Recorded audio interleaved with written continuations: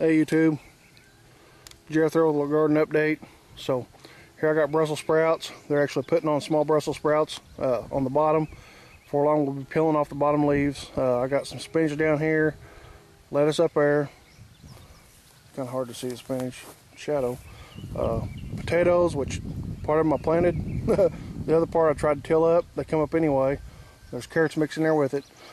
We got some cabbage. We got 20 heads of green cabbage. We got 16 of red.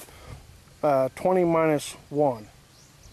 I used some to cook the other day. Beets. These boogers are coming along good, heavy, and thick. 3 rows of green beans, which, you know, you work them right, I guarantee you, this is probably enough for summer eating, plus, you know, 2 to 3 families to eat. Now I will plant some more later on. I'll have a late crop of green beans. They make it, they don't, they don't. Tomatoes, all these stakes, which I only put out about 30 tomato plants this year. Usually I put out 50 to 60, but you know, I found out with 30 for my household, that'll work. I mean, I can, the tomatoes I plant are seeds we've restarted year after year, so I'm not sure what breed they was off of. We just kind of pulled a plant out of a compost pile a few years ago, and the old guy, he had 80 some tomatoes on there at one time, and they was all about a little bit bigger than a baseball. So that's a big part of these. I do have some Sweet 100s down there on the far left hand corner, the first 4 posts, and I got 2 other ones in here, but most of them is what we planted off of him.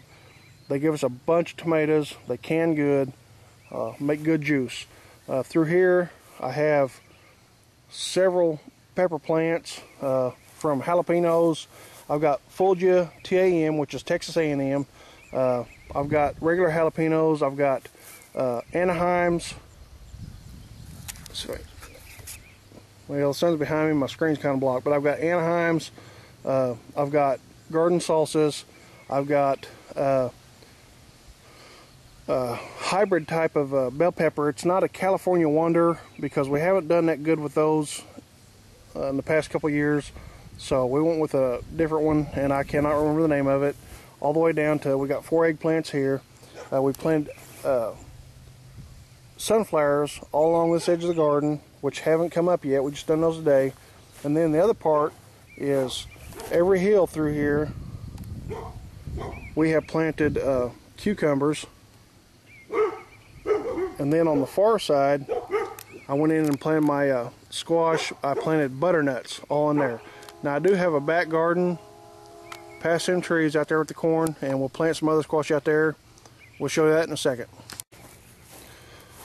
So this second garden, what I have out here, well, beside the garden, let me find them. Grapevine, another grapevine,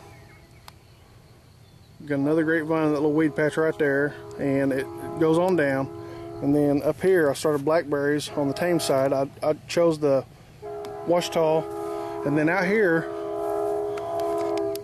zoom that out, this is one of the corn patches, and done pretty good, kind of light on one end. This is one of the ends that hold water. We're going to till all this end up again, and we're going to plant some more butternut, some spaghetti squash, and acorn squash out here.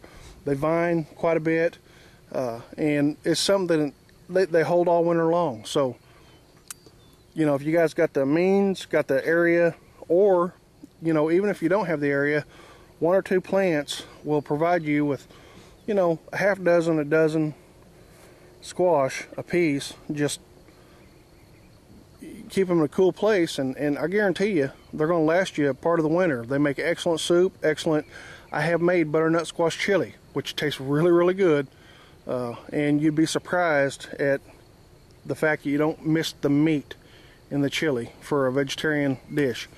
A lot of nutrients, so just I encourage people to try it.